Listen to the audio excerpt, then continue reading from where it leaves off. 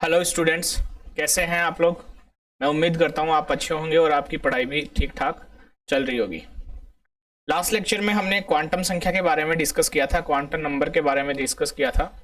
हमने चारों प्रकार की क्वांटम नंबर पढ़ी थी और हमने देखा था कि किस प्रकार से एक अगर मुख्य क्वांटम संख्या प्रिंसिपल क्वांटम नंबर हमें पता हो तो हम बाकी की क्वांटम संख्याओं की कैलकुलेशन कर सकते हैं। यानी किसी भी एटम में इलेक्ट्रॉन की जो पोजीशन है हम पता लगा सकते हैं, यानी किसी भी परमाणु में इलेक्ट्रॉन की स्थिति का पता लगा सकते हैं। आज का हम जो टॉपिक डिस्कस करने वाले हैं उसमें हम डिस्कस करने वाले हैं कि किसी भी ऑर्बिटल में इलेक्ट्रॉन किस प्रकार से हम फिल करते हैं, कैसे भरते हैं। यानी किसी भी कक्षक में इलेक्ट्रॉन भर किस प्रकार से किन नियमों के आधार पर भरे जाते हैं। तो आज का हमारा टॉपिक यही है कि कक्षक में इलेक्ट्रॉन कैसे भरे जाएंगे, how to fill electrons in any orbital. कोई भी कक्षक है उसमें इलेक्ट्रॉन कैसे भरे जाएंगे, किन नियमों का पालन हम करने वाले हैं। तो देखो, तीन प्रकार के नियम होते हैं। तीन नियमों को हम फॉलो करते हुए, तीन रूल्स को फॉलो करते हुए हम इलेक्ट्रॉन्स को फिल करते हैं, जिसमें सबसे पहले आता है ऑफ-बाउ प्रिंसिपल, यानी ऑफ-बाउ का नियम। उसके बाद में आता है हमारे पास में पाउली एक्सक्लूजन प्रिंसिपल और पाउली का अपवर्जन नियम। तो जितना हम कोशिश करेंगे कि तीनों नियम आज ही पढ़ लें, लेकिन फिर भी लंबा वीडियो ना हो ताकि आपको देखने में आसानी हो, तो हम कोशिश करेंगे जितना हो सके उतना कवर हो जाए। तो आज का हमारा टॉपिक है how to fill electron in any orbital. In any orbital, किसी कक्षक में इलेक्ट्रॉन कैसे भरे, किसी कक्षक में इलेक्ट्रॉन कैसे भरें, ये आज का हमारा टॉपिक है। तो किसी भी ऑर्बिटल में इलेक्ट्रॉन भरने के लिए हमें तीन रूल्स को फॉलो करना पड़ता है। किसी भी कक्षक में, किसी भी ऑर्बिटल में इलेक्ट्रॉन्स को भरने के लिए हमें तीन रूल्स को फॉलो करना पड़ता है, जिसमें पहला रूल है, इसका हेडिंग ऐसे भी हो सकता है बच्चों, rules for filling electrons in any orbital. किसी भी कक्षक में इलेक्ट्रॉन भरने के नियम, और या किसी भी कक्षक में इलेक्ट्रॉन कैसे भरे जाते हैं, how to fill electrons in any orbital. तो ये तीन नियम है। पहला नियम है हमारे पास में, पहला नियम है जिसको हम बोलते हैं ऑफ-बाउ प्रिंसिपल। ऑफ-बाउ प्रिंसिपल, या इसी का दूसरा नाम है N+L rule. N+L rule, N+L rule, इसका नाम है ऑफ-बाउ सिद्धांत, या इसी का दूसरा नाम N+L नियम। ये क्या है क्या नहीं है इसके बारे में हम डिस्कस करने वाले हैं। अब घबराओ मत, सब कुछ समझ में आएगा आपको। दूसरा आता है हमारे पास में Pauli's exclusion principal. Exclusion principle, Pauli's exclusion principal, यानी पाउली का अपवर्जन सिद्धांत। अपवर्जन सिद्धांत। तीसरा नियम आ जाता है हमारे पास में हुंड्स मैक्सिमम मल्टीप्लिसिटी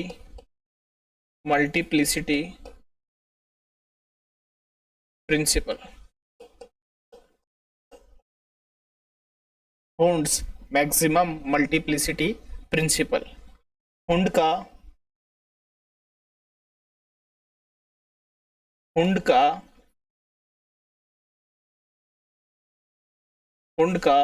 अधिकतम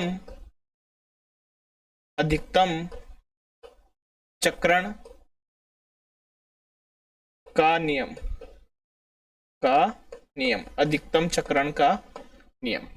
तो देखो बेटा, किसी भी ऑर्बिटल में हम इलेक्ट्रॉन फिल करेंगे तो उस ऑर्बिटल में इलेक्ट्रॉन फिल करने के लिए हम इन तीन नियमों का, इन तीन प्रिंसिपल्स को फॉलो करेंगे। यानी किसी भी कक्षक में अगर हमें इलेक्ट्रॉन भरना है तो हम इन 3 रूल्स को फॉलो करते हुए इलेक्ट्रॉन भरेंगे। तो जो इलेक्ट्रॉनिक कॉन्फ़िगरेशन वाला कॉन्सेप्ट है वो यहीं से आता है बेटा। तो हम एक एक करके डिस्कस करेंगे, तब आपको ये समझ में आएगा कि किस प्रकार से किसी भी ऑर्बिटल में इलेक्ट्रॉन कैसे भरे जाएंगे। तो हम देरी ना करते हुए पहले वाला जो रूल है हमारा अबोव प्रिंसिपल, उसको डिस्कस करते हैं, है ना। और उस रूल को n+l रूल भी क्यों बोलते हैं, किस प्रकार से n+l का उसमें योगदान होने वाला है, वो हमें क्या बताने वाला है, ये सब हम डिस्कस करने वाले हैं। ठीक है, तो आगे चलते हैं। तो पहला नियम है हमारे पास, फर्स्ट नियम अफबाउ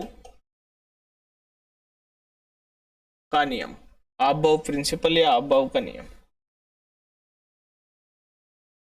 अफबाउ प्रिंसिपल और n+l rule.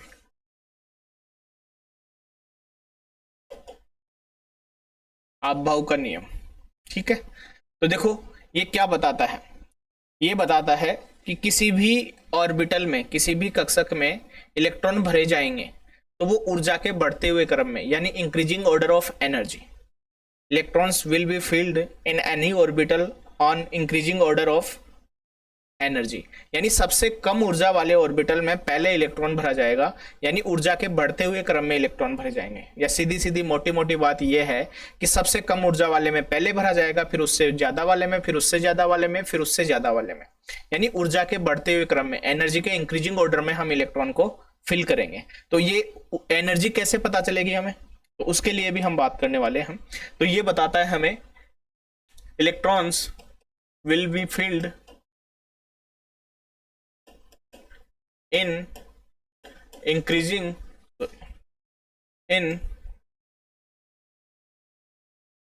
increasing order of energy, ऊर्जा के बढ़ते क्रम में इलेक्ट्रॉन भरे जाएंगे, ऊर्जा के बढ़ते क्रम में इलेक्ट्रॉन भरे जाएंगे।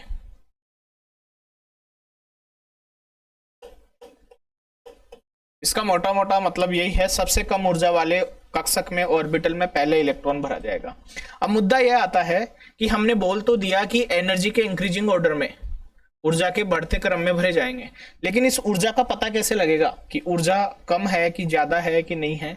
तो उसके लिए हम इस n+l रूल का पालन करेंगे, n+l नियम का पालन करेंगे। तो ये क्या बताएगा, देखो अगर n+l नियम की बात करें, n+l रूल या नियम, तो ये हमें बताता है जिस किसी भी कक्षक के लिए n+l का मान ज्यादा होगा, यानी केस फर्स्ट ले लेते हैं हम, इसमें पहला केस ले लेते हैं ताकि आपको समझ में आ जाए।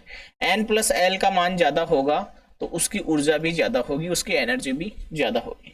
n क्या है यहाँ पर, प्रिंसिपल क्वांटम नंबर, l क्या है यहाँ पर, द्विवंशी क्वांटम नंबर। तो किसी भी ऑर्बिटल के लिए या किसी भी ऑर्बिटल के लिए n+l का वैल्यू अगर ज्यादा है तो हम बोलेंगे उसकी एनर्जी भी ज्यादा है, उसकी एनर्जी भी ज्यादा है। और अगर किसी ऑर्बिटल के लिए n+l का वैल्यू कम है तो हम बोलेंगे उसकी एनर्जी भी कम है। और हमारा अबोव प्रिंसिपल बोलता है कि इलेक्ट्रॉन सबसे पहले उसमें भरा जाएगा जिस ऑर्बिटल की ऊर्जा या एनर्जी कम होगी, जिस ऑर्बिटल की एनर्जी ऊर्जा या कम होगी। तो केस 1 है जिसके लिए n+l का वैल्यू ज्यादा, उसकी एनर्जी ज्यादा, जिसके लिए n+l का मान ज्यादा, उसकी ऊर्जा ज्यादा, जिसके लिए n+l का मान कम, उसकी ऊर्जा कम। दूसरा केस आ जाता है हमारे पास में, मान लो कि केस सेकंड में हम डिस्कस करें कि n+l दो कक्षकों के लिए क्या हो गया, समान हो गया, सेम हो गया। क्या हो गया, सेम हो गया। मान लिया हमने कि दो कक्षकों के लिए n+l का मान क्या हो गया, समान हो गया, सेम हो गया। उस कंडीशन में जिसके लिए n का मान ज्यादा होगा उसकी ऊर्जा ज्यादा होगी, और जिसके लिए n का मान कम होगा उसकी ऊर्जा कम होगी। ध्यान से सुन लेना बेटा फिर भी n+l रूल को। देखो अगर हम फर्स्ट केस लें, फर्स्ट केस में हमारे पास में n और l दोनों वेरिएबल है ना, और n और l की वजह से उसके लिए n प्लस एल का मान अलग अलग आता है। तो हम बोलेंगे कि जिसके लिए n प्लस एल का मान ज्यादा होगा उसकी ऊर्जा भी ज्यादा होगी, और जिसके लिए n प्लस एल का मान कम होगा उसकी ऊर्जा भी कम होगी। समझ गए बात को। और हम यहां से ये भी बोल सकते हैं कि जिसके लिए अगर मान लो कोई भी दो इलेक्ट्रॉन है उनके लिए n प्लस एल का मान क्या आ जाए, समान आ जाए, n प्लस एल का मान क्या आ जाए, समान आ जाए, उस कंडीशन में हम बोलेंगे कि n का मान जिसके लिए ज्यादा होगा उसकी ऊर्जा ज्यादा होगी, और n का मान जिसके लिए कम होगा उसकी ऊर्जा कम होगी। तो इस प्रकार से हम ऊर्जा का निर्धारण करेंगे, और ऊर्जा के निर्धारण करने के बाद में ही हम कक्षक में इलेक्ट्रॉन को भरेंगे, ऑर्बिटल में इलेक्ट्रॉन को फिल करेंगे। तो सबसे कम ऊर्जा वाले ऑर्बिटल में पहले भरेंगे, उसके बाद में उससे ज्यादा वाले और ऊर्जा वाले ऑर्बिटल में, फिर उससे ज्यादा वाले में, फिर उससे ज्यादा वाले में, फिर उससे ज्यादा वाले में।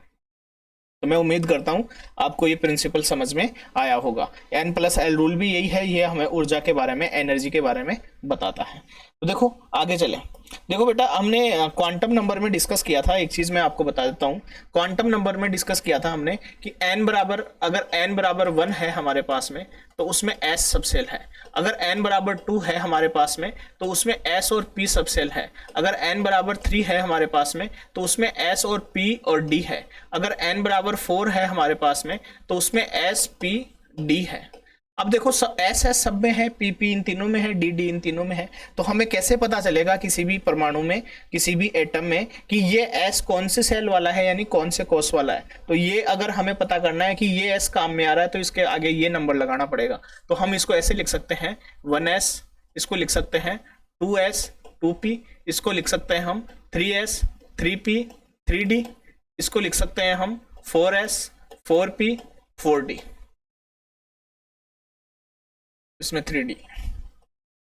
ठीक है, तो मैं उम्मीद करता हूं ये आपको समझ में आया होगा। ऐसा क्यों लिखा है, यहां पर F भी आएगा एक 4F, ऐसा क्यों लिखा है, ताकि हमें पता चल जाए कि S कौन से वाले का काम में आ रहा है, P कौन से वाले का काम में आ रहा है। अब देखो हमें पता है किसी भी एटम में, किसी भी परमाणु में 0 से ही स्टार्ट होना है सेल, तो यानी पहले सबसे पहले फर्स्ट सेल, फिर नंबर ऑफ इलेक्ट्रॉन्स इंक्रीज होंगे, इलेक्ट्रॉन बढ़ेंगे तो फिर second cell.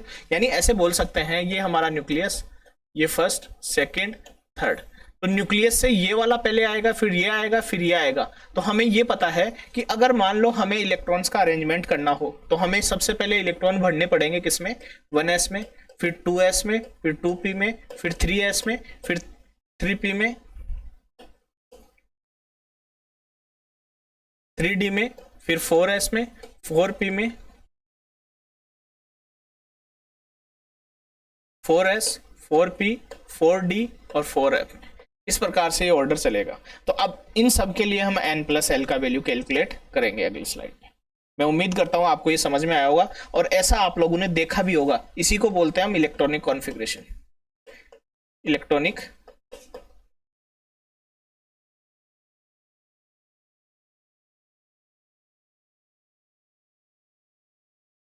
Electronic configuration, electronic configuration. ठीक है, तो हम आगे वाली स्लाइड पे देखते हैं किस प्रकार से इनका n प्लस एल का मान निकाला जा सकता है। एक सेकेंड। तो देखो अब हम बात करते हैं इसके n प्लस एल के लिए। n बराबर 1 के लिए 1, तो हम बात कर रहे हैं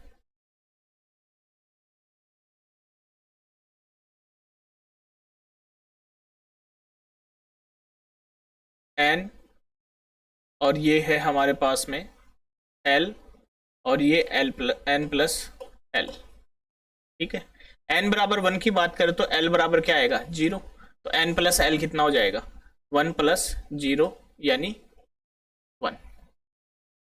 और ये ऐसे ना करें हम, तो हम बोल सकते हैं कि l बराबर 0 है, इसका मतलब यहाँ पर s सबसेल है, यानी 1s है। इसको ऐसे ना करते हुए हम क्या करते हैं, दूसरे तरीके से डिस्कस करते हैं।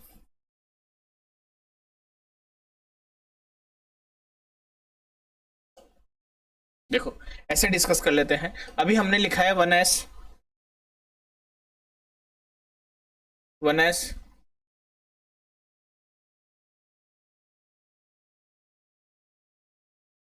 2s 2p 3s 3p 3d 4s 4p 4d 4f। ध्यान देना बच्चों, ये देखो यहां पर ये लिखा हुआ है, ये बताता है हमारी प्रिंसिपल क्वांटम नंबर को, मुख्य क्वांटम संख्या को, और ये जो s लिखा हुआ है ये हमारी किसको बताएगा, एजीमुथल क्वांटम नंबर को या द्विवंशी क्वांटम संख्या को। तो अगर इसके लिए n+l का मान निकालें, n+l का, इसके लिए n+l कितना, n का वैल्यू कितना है 1, और s के लिए l का वैल्यू कितना होता है 0, इसके लिए आ गया 1 + 0। इसके लिए निकाले तो इसके लिए क्या होगा, n का मान 2 है और s का मान, s के लिए l का मान कितना होता है 0, ये लो। इसके लिए निकालें तो n का मान कितना है 2 और l का मान कितना है, p के लिए l का मान होता है 1। ऐसे इसके लिए निकाले तो n का मान कितना है 3 और s के लिए l का मान होता है 0। ऐसे इसके लिए निकाले तो n का मान है 3, p के लिए l का मान होता है 1। ऐसे इसके लिए निकालें d वाले के लिए, तो इसके लिए n दिया हुआ है, d का मान होता है 2। ऐसे इसके लिए निकालें तो ये है हमारे पास में n का मान 4 और l का मान 0। ऐसे इसके लिए निकालें तो इसमें दिया हुआ है n का मान 4 और p के l का मान 1। ऐसे इसके लिए निकालें d वाले के लिए तो n का मान 4 और d का मान 2। ऐसे ही f के वाले के लिए निकालें तो n का मान 4 और f का मान l के लिए l का मान 3। तो यहाँ देखो इसके लिए तो इसका मान तो आ गया 1, इसके लिए आ गया 2, इसके लिए आ गया 3, इसके लिए आ गया 3, इसके लिए आ गया 4, इसके लिए आ गया 5, इसके लिए आ गया 4, इसके लिए आ गया 5 और इसके लिए आ गया 6 और ऐसे ही उसके लिए आ गया 7। ठीक है, इस प्रकार से हम n+l का मान निकाल सकते हैं।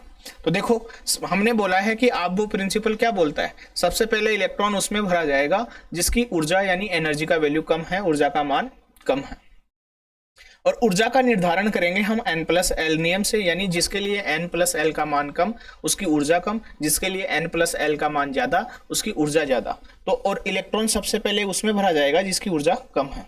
तो देखो सबसे कम ऊर्जा इसमें है, इसके सबसे पहले इलेक्ट्रॉन भरा जाएगा इसमें। इसके बाद में ऊर्जा किसकी है, 2 वाले की ज्यादा। फिर हमारे पास में इलेक्ट्रॉन भरा जाएगा 2s में। फिर हमारे पास में देखो हमने केस लिखा था कि n+l मान समान हो जाए तो उसकी ऊर्जा कम होगी जिसके लिए n का मान कम है। अब इसके लिए और इसके लिए n का मान कम किसका है, 2 का। इसमें n का मान 2 कम है 3 के बजाय, तो इसमें इलेक्ट्रॉन पहले भरा जाएगा, उसके बाद में इसमें भरा जाएगा 3p में। फिर उसके बाद में देखिए 4 वाला, तो 4 वाले में देखो इसका भी मान 4 है, n+l का इसका मान भी 4 है, तो उसकी ऊर्जा कम होगी जिसके लिए n का मान कम है। तो इसके लिए n का मान 3 है, इसके लिए n का मान 4 है, तो इसमें ऊर्जा पहले भरी जाएगी। एक सेकेंड, हमने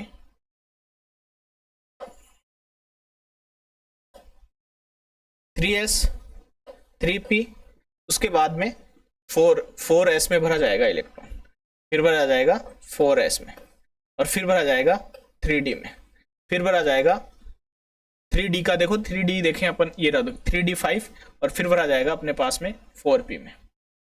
इस प्रकार से ये इलेक्ट्रॉन भरने का ऑर्डर होगा। ये इलेक्ट्रॉन इस प्रकार से कक्षकों में इलेक्ट्रॉन भरे जाएंगे n+l नियम से। तो देखो बेटा मोटी मोटी बात यह है, किसी भी ऑर्बिटल में हमें इलेक्ट्रॉन भरना है तो उसके लिए n+l नियम हमें पता होना चाहिए। 3 नियमों के आधार पर, 3 रूल्स के आधार पर हम किसी भी ऑर्बिटल में इलेक्ट्रॉन भरते हैं। पहला है अबव प्रिंसिपल, दूसरा पाउली एक्सक्लूजन प्रिंसिपल, तीसरा वुंड्स मैक्सिमम मल्टीप्लिसिटी। और हम पहले वाले की बात कर रहे हैं अबव प्रिंसिपल की, और अबव प्रिंसिपल ऊर्जा पर आधारित है, एनर्जी पर आधारित है, और एनर्जी को वो डिफाइन करता है n+l वैल्यू से। जिसके लिए n+l की वैल्यू ज्यादा उसकी एनर्जी ज्यादा, जिसके लिए n+l की वैल्यू कम उसकी एनर्जी कम, और जिसके लिए n+l सेम आ जाए उसमें से उसकी एनर्जी कम है जिसका n का वैल्यू कम है। तो मैं उम्मीद करता हूं ये आपको समझ में आया होगा। और इलेक्ट्रॉनिक कॉन्फ़िगरेशन में इलेक्ट्रॉन भरने का जो ऑर्डर है हमारे पास में वो इस प्रकार से होने वाला है। ठीक है, अब आगे चल के मैं एक चीज और बता दूं आपको, तो समझ में आ जाएगा।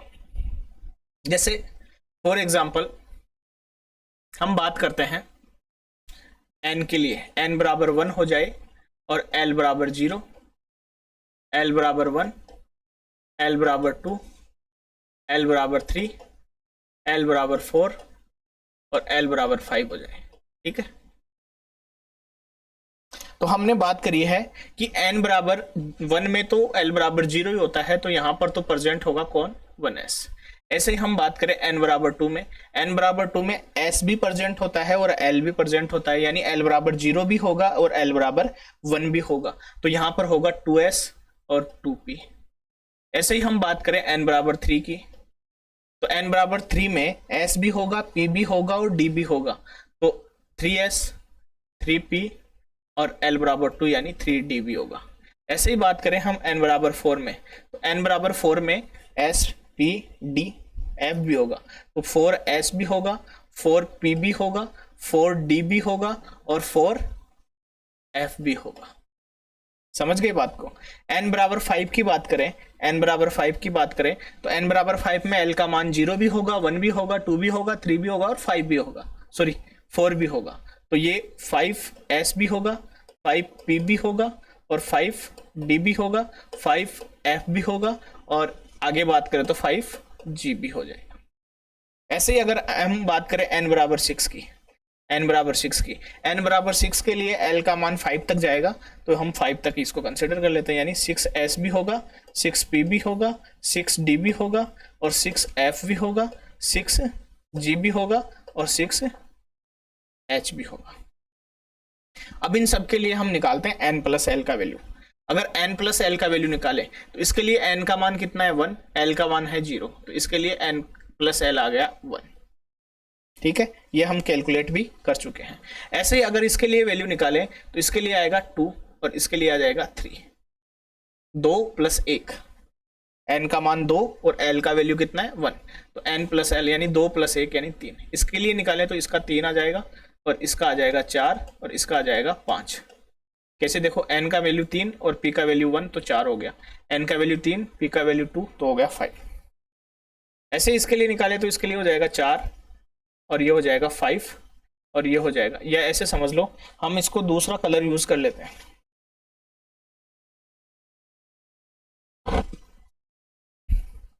हम इसके लिए दूसरा कलर यूज कर लेते हैं, देखो ताकि हेड खत्म हो जाए, आपको समझ में आ जाए कि ये कौन सा वैल्यू किसके लिए यूज कर रहे हैं हम।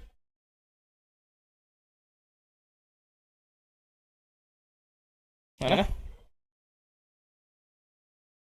वाइट वाला, वाइट कलर यूज कर लेते हैं। इसके लिए n प्लस l का वैल्यू 1, इसके लिए 2 और इसके लिए भी, इसके लिए 3, इसके लिए 3 और इसके लिए 4, इसके लिए 5, इसके लिए 4, इसके लिए 5 और इसके लिए 6 और इसके लिए 7।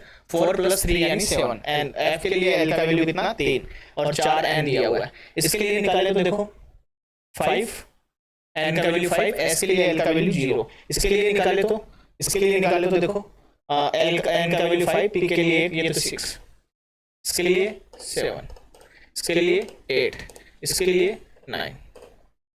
ऐसे इसके लिए निकाले तो इसके लिए 6 और इसके लिए निकाले तो 7, इसके लिए निकाले तो 8, इसके लिए निकाले तो 9, ये 10 और ये 11। अब हमने बात करी थी, अब वो प्रिंसिपल बताता है यानी n प्लस l रूल बताता है कि उसकी एनर्जी ज्यादा होगी जिसके लिए n प्लस l का वैल्यू ज्यादा होगा, या इलेक्ट्रॉन हम कम ऊर्जा वाले में बढ़ते हैं उसकी ऊर्जा कम, उसकी एनर्जी कम होगी जिसके लिए n प्लस l का वैल्यू कम होगा। तो सबसे कम n प्लस l का वैल्यू है इसके लिए, तो सबसे पहले इलेक्ट्रॉन भरा जाएगा इसमें, फिर उसके बाद में इलेक्ट्रॉन भरा जाएगा, या ऐसे समझ लो इसको मैं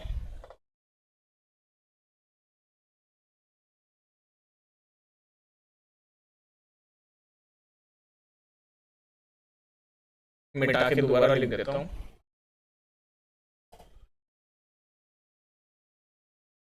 वन एस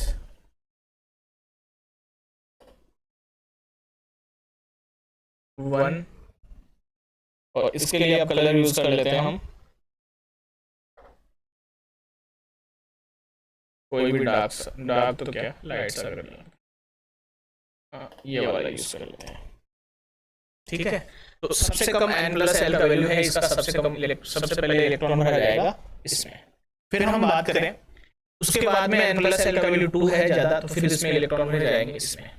फिर बात करते हैं हम 3 में, तो 3 यहाँ भी है और 3 यहाँ भी है, तो 3 में 3 ये भी है, 3 ये भी है, तो इलेक्ट्रॉन उसमें पहले भरा जाएगा जिसका n का वैल्यू कम है। तो यहाँ पर n का वैल्यू 3 है और यहाँ पर n का वैल्यू 2 है, तो पहले इसमें भरा जाएगा फिर इसमें भरा जाएगा। तो ये 3 के निशान डायरेक्शन बताते हैं कि कौन से वाले कक्षक में, कौन से वाले ऑर्बिटल में पहले इलेक्ट्रॉन भरा जाएगा, यानी पहले 1s में, फिर 2s में, फिर 2p में और फिर 3s में। अब ऐसे ही बात करें इसमें, देखो ये यहाँ गड़बड़ लिखा हुआ है, 3p, सॉरी, अब यहाँ देखो इसके लिए 3 का, अब इसके लिए देखो यहाँ पर भी 4 है और यहाँ पर भी 4 है, यहाँ पर भी 4 है और यहाँ पर भी 4 है, तो पहले इलेक्ट्रॉन उसमें भरा जाएगा जिसके लिए n का वैल्यू कम है। तो इसके लिए n का वैल्यू 3 है और इसके लिए n का वैल्यू 4 है, तो पहले इलेक्ट्रॉन भरा जाएगा इसमें।